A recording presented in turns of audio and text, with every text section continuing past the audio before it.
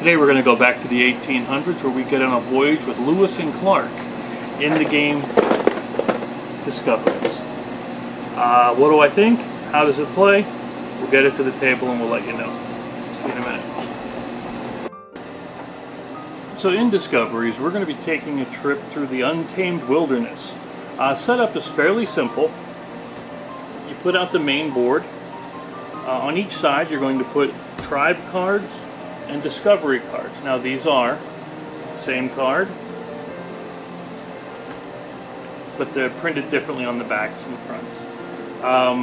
This section again is for tribe cards, and these large areas here I think honestly are a bit too big, but it's a nice pretty picture.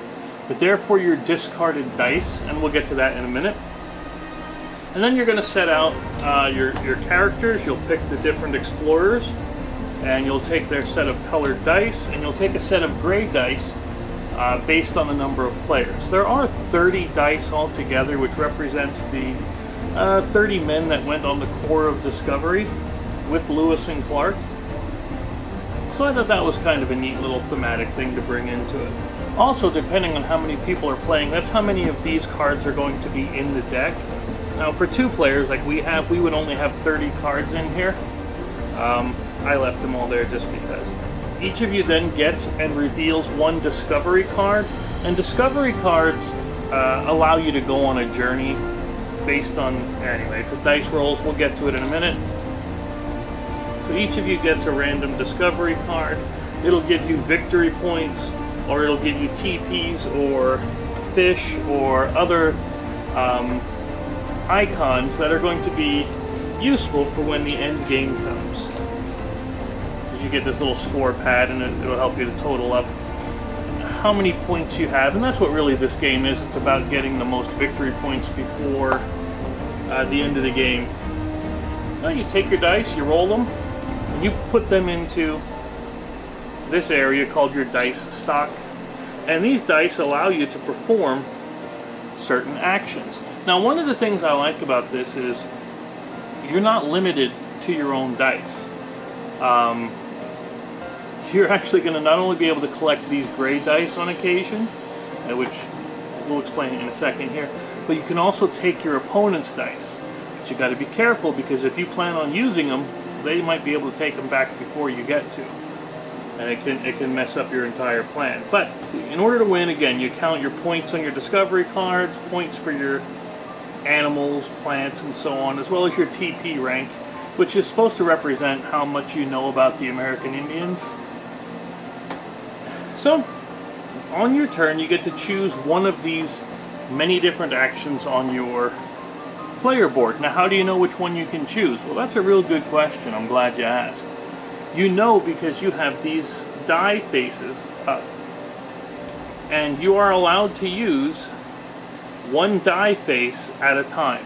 So in other words, if I'm going to use this horseshoe, I must use all of, or I can only use the horseshoes. So if I want to put one here, and this question mark means it can be anything. It doesn't matter what it is. So let's just go through this whole board while we're looking. This one says any die, and you can pick a new destiny card. You can exchange our discovery card. You can exchange them. Now the arrow at the top says as soon as you use it, the die goes into the pool, into the used pool. And that's what we were talking about earlier. If you want to pick up your dice, you can actually pick up your opponent's. This one, you have to have the Indian head, and it says you can pick a friendly tribe. And again, that will give you possible bonus actions, as well as the TP points for the end of the game. You're going to want to get a lot of those bonus, well, not a lot, but you're going to want to get some of those bonus actions, because it does get difficult to do the discovery if you don't have these additional actions. They really do help a lot. But again, that's something you'll learn as you play. Let's see. So this one is a horseshoe and a journal entry. That's this die with the writing on it. And what it does is it says you get 2 water. And that says I can cross 2 waters on the discovery thing. And you'd be wanting to look at the one you have up here. Before you do any of these discoveries, you want to make sure that you have everything lined up. Because if you don't have enough things set out, you can't complete the discovery. So for instance, if I only had this, and let's just do this one. When I went to set out my journal to finish this, well, I would have 3, 4, 5 of the rivers that I could cross. That's 1, 2, 3, 4, 5, and that's just enough for here. But if instead I were over here on the mountains, well, then I wouldn't have enough to complete it. Because I don't have enough even here. 1, and then 1 mountain, 2, 3, 4, and that's not enough to do this. So you have to be careful when you're setting up, planning your actions. But again, is why these things are so important. Because this, like this one here, is a 3 river or 1 mountain. So it's an either or. This is an additional 3 mountains plus 2 rivers that you can explore. They can be really powerful if you can get them. This allows you to spend any die you want.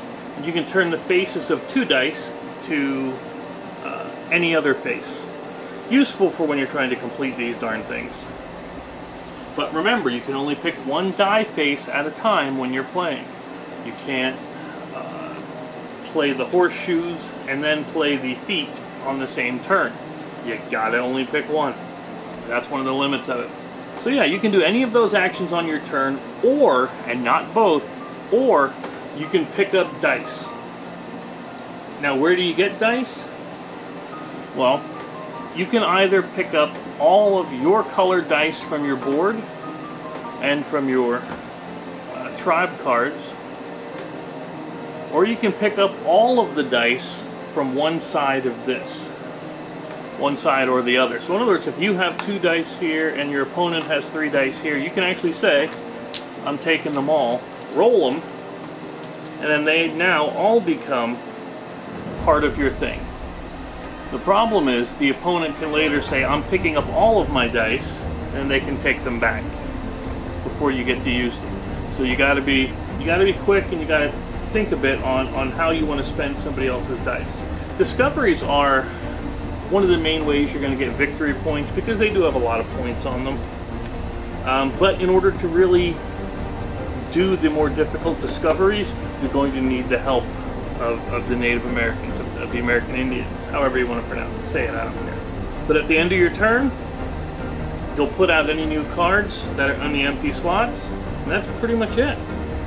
So if you have any questions, feel free to reach out and ask. But the game is, it's not that difficult to learn, but it has a lot of strategy that you're going to want to take the time to figure out. You're going to want to dive into this and really think about what your turn is going to be. And that can be a problem for those that have what they call analysis paralysis, where they think overly much on on what they want their card to be. Now, I wanted to make sure that I got that right. Yeah. You need to take all dice, regardless of color, from the right, all dice from the left, or take as many of your dice from anywhere that you can, that you want. Yes, okay, we were right there. But like I said, if you're the person that is okay with others taking a long time to think, or if you're used to strategy games, that's what this is. It's more of a strategy style game where you got to plan out your moves 5-6 turns in advance. But if that's what you're into, I think you're going to like Discoveries. Personally, I like it, or else I wouldn't keep it. And I highly recommend you run out and grab yourself a copy. Until next time, have fun.